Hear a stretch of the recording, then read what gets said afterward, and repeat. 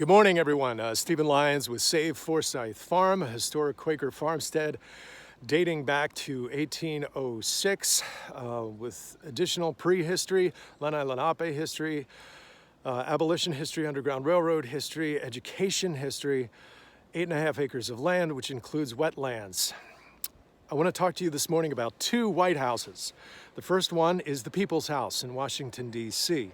This week, CEO Carol Quinlan of the National Trust for Historic Preservation filed a lawsuit against the Trump administration for illegally moving ahead with demolition of the historic East Wing of the White House, which included enormous history, not to mention the passage of the Civil Rights Act under Lyndon Baines Johnson. So it calls into question important issues around historic preservation and the right people have to petition and protect historic resources of local and national importance. It is simply not acceptable for developers to come into communities and allow historic resources worthy of national heritage and, most importantly, local heritage to rot. And this is what's been happening for 23 years. In June, we petitioned our township officials to ask if they would place effective tarping on the roof. At the time, the property went into sheriff's sale. It's been in sheriff's sales multiple times under the ownership of the present developer. So, township claims to have contacted Wells Fargo Bank. Wells Fargo Bank said that they did not have any intentions to place effective tarping on the roof. That becomes a problem for our community. Now, in September, you may have seen that the township filed a petition for conservatorship under Pennsylvania Act 135. That was approved in November. On a superficial level, it seemed like, this may be a possibility to stabilize the property, prevent further demolition by neglect and rot.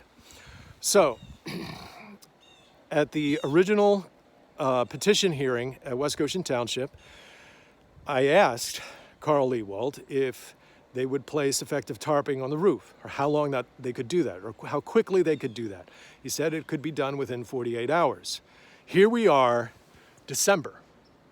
Still no effective tarping on the roof.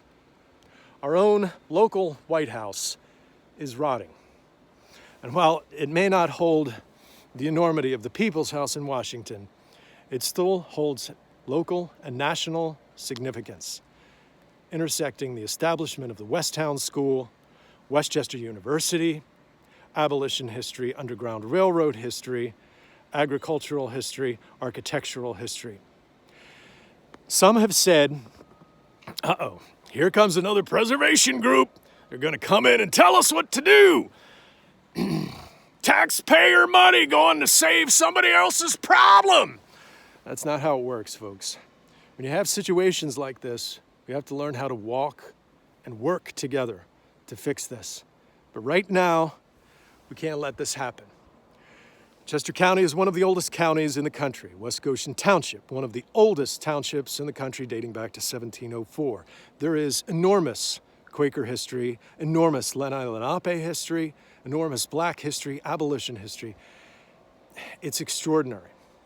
So, we have a special responsibility here in the local and countywide and statewide to protect our historic resources. It doesn't mean one entity, whether township, whether a museum, whether a conservancy. It requires multiple approaches towards preservation and protection. And there are an enormous amount of success stories, including Barnard Station, along the Harriet Tubman Byway corridor, East Goshen Blacksmith Shop, Stroud Preserve. The names go on and on. We value our history. We value, it's almost too much to put in words, but we have to learn how to walk and work together.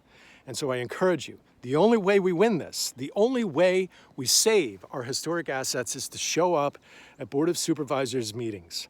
First and third Tuesdays of the month, 6 p.m. December 16th, 6 p.m. is our next one. We hope to see you there. Thank you for your support.